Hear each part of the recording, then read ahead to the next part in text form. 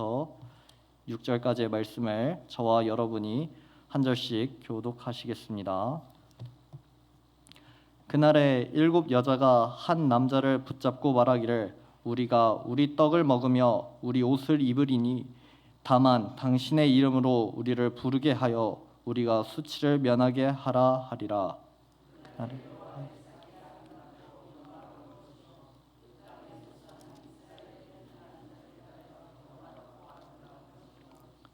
시온에 남아있는 자, 예루살렘에 머물러 있는 자, 곧 예루살렘 안에 생존한 자 중 기록된 모든 사람은 거룩하다 칭함을 얻으리니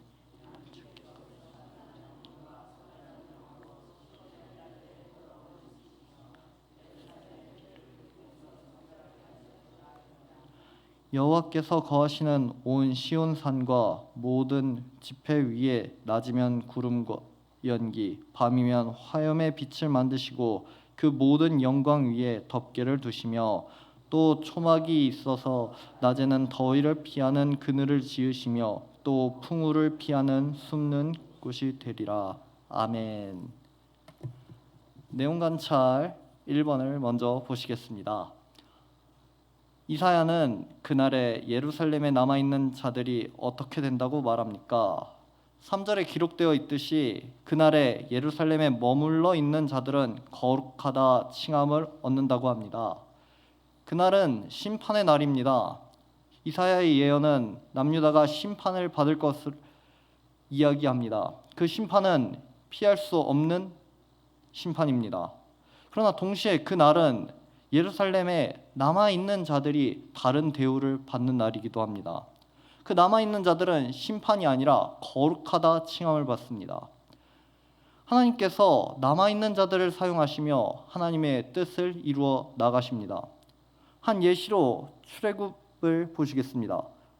출애굽을 통해 우리는 이스라엘 자손들이 얼마나 하나님께 반항하는지를 보게 됩니다. 하나님께서는 그런 반항하는 이스라엘 백성들을 그냥 두시지 않으시고 모두 죄의 대가를 치르게 하십니다. 그렇게 첫 세대는 하나님이 약속한 그 가나안 땅을 밟지 못하게 됩니다. 그러나 남아있는 자, 그 다음 세대인 2세대들을 통해 하나님께서 약속하신 그 가나안 땅으로 그들을 인도하시고 하나님의 놀라우신 뜻을 이끌어 가십니다. 내용 관찰 2번입니다. 이사야는 시온산에 있는 초막이 어떤 기능을 할 것이라 말합니까? 6절을 보시겠습니다. 초막은 낮에는 더위를 피하는 그늘과 풍우를 피하여 숨는 곳이 된다고 기록되어 있습니다. 이것은 단순히 더위를 피하는, 비바람을 피하는 그런 장소가 아니라 하나님께서 함께 하신다는 내용입니다.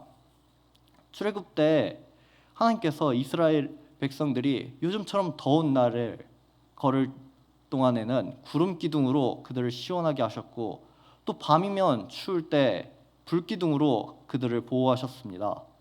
초막을 통해 하나님께서 우리의 보호자가 되신다, 전능하신 하나님이시다, 이것을 우리가 기억해야 합니다. 우리 마음에 있는 이 불안, 초조, 또 환경에 대한 염려를 우리의 힘으로 극복할 수 없습니다. 아니, 어떤 작은 일조차 하나님께서 허락하시지 않으시면 일어날 수 없습니다. 구원받은 우리들은 이 전능하신 하나님을 반드시 기억해야 합니다. 연구와 묵상을 보시겠습니다. 하나님께서는 왜 심판과 소멸하는 영으로 남은 자의 더러움을 청결케 하십니까? 남은 자들을 거룩하게 여기시기 위함입니다. 그들이 갖고 있는 어떠한 것들로도 그들의 더러움을 청결하게 할 수 없습니다. 심판과 소멸하는 영으로 그들의 더러움을 청결케 하십니다. 하나님은 거룩하신 분입니다. 하나님의 백성들, 하나님께서 그 뜻을 이루기 위해 사용하는 남은 자들 또한 하나님과 같이 거룩하여야 합니다. 하나님이 우리에게 거룩할 것을 요구하십니다. 그러나 그 거룩은 우리의 힘으로 하는 것이 아닙니다. 하나님께서 우리들의 더러움을 씻기시는 그 은혜로 우리가 거룩하여지는 것입니다. 느낀 점을 보시겠습니다.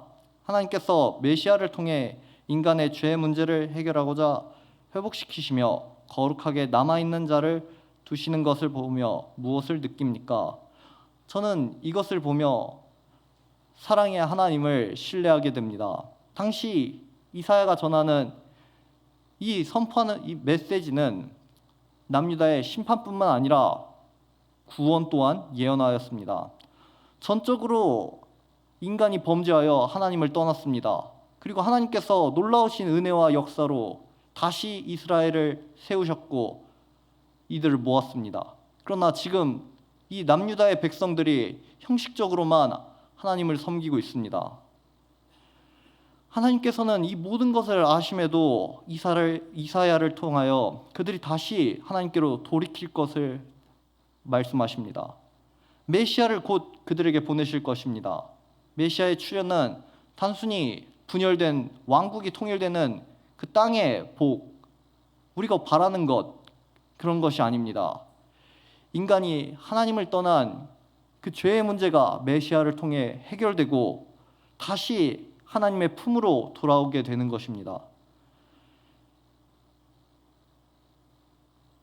아무리 혼란한 시기여도 하나님께서는 인간을 다시 하나님의 품으로 돌아오게 하시기 위해 항상 남은 자들을 두셨습니다. 이 세상의 과학과 문명이 끊임없이 발전하며 하나님을 부정하고 하나님을 무시합니다. 그러나 하나님께서 믿는 자들을 통하여 그들이 다시 하나님께로 돌아오게 하시기 위해 우리를 보내셨습니다. 그들을 변화시키는 것은 우리의 거룩한 행동이 아니라 우리의 지혜가 아니라 십자가에 달리신 예수님의 능력과 하나님의 크신 사랑과 우리를 통해 역사하시는 성령 하나님의 놀라우신 사역일 것입니다. 우리 모두가 이런 남은 자를 두시며 우리 인간을 버리지 않고 끝까지 구원하시는 신실한 하나님을 믿으시길 바랍니다. 결단과 적용입니다. 내가 하나님 없이 살았던 적은 언제입니까? 저는 이런 질문이 나올 때마다 사울의 이야기가 떠오릅니다. 사울은 처음부터 방황하지 않았습니다. 나름 능력도 있었습니다. 그러나 그가 실패한 것은 단 하나, 하나님을 온전히 신뢰하지 않았습니다. 아직도 기억나는 것이 이곳에서 드린 첫 새벽 설교가 바로 사울에 관한 주제였습니다. 당시 블레셋 군대가 이스라엘을 침공하려 들었습니다. 사울은 하나님께 구했습니다. 선지자를 찾았습니다. 그러나 하나님께서 응답하지 않으시고 침묵하셨습니다. 당장 눈앞에 급한 상황과 이 전쟁의 위기 속에 사울은 침묵하는 하나님을 신뢰하고 기다리지 않고 신접한 자를 찾아갑니다. 그 행동이 굉장히 무모하고 위험하지만 그는 자기가 생각하기에, 자기가 보기에 이것이 정답이라 생각한 그 신접한 여인을 찾아갑니다. 하나님 없이 살았을 때가 언제입니까? 하나님을 믿지 않았을 때? 아닙니다. 하나님을 신뢰하지 않았을 때입니다. 그분이 정말 전지전능하시고 창조주 되시고 구세주 되시고 또 보혜사 되시는 하나님이라는 것을 신뢰하지 않았을 때가 바로 하나님이 없이 살았을 때입니다. 인생에서 하나님이 침묵하시는 시기, 나를 연단하는 시기, 또 실만한 물가로 인도하는 시기, 여러 시기가 있겠지만 우리가 항상 하나님을 신뢰하며 그 시기들을 보내길 바랍니다. 다음으로 결단입니다. 하나님의 은혜로 이 땅의 남은 자로서 거룩하게 살기 위해 무엇을 실천하시겠습니까? 저는 우리가 해야 할 실천 중 가장 중요한 것이 하나님의 은혜를 구하는 기도라고 생각합니다. 거룩하게 살기 위해서는 오직 하나님의 은혜가 필요합니다. 우리가 이 새벽에 나오는 이 열정과 의지가 아무리 있다 해도 하나님의 은혜가 없으면 우리가 거룩하게 살 수가 없습니다. 하나님의 은혜 없이 우리가 거룩하게 살려는 그 삶의 모습은 거룩이 아니라 우리 삶만 뒤룩뒤룩 찌우는 모습이 될 것입니다. 우리가 구해야 할 것은 인생의 풍요가 아니라 나를 통해, 이 남은 자를 통해 하나님께서 계획하신 그 놀라운 일들이 이루어지기 위하여 하나님의 은혜를 구해야 합니다. 도가니는 은을, 풀무는 금을 연단하거니와 여호와는 마음을 연단하시느니라.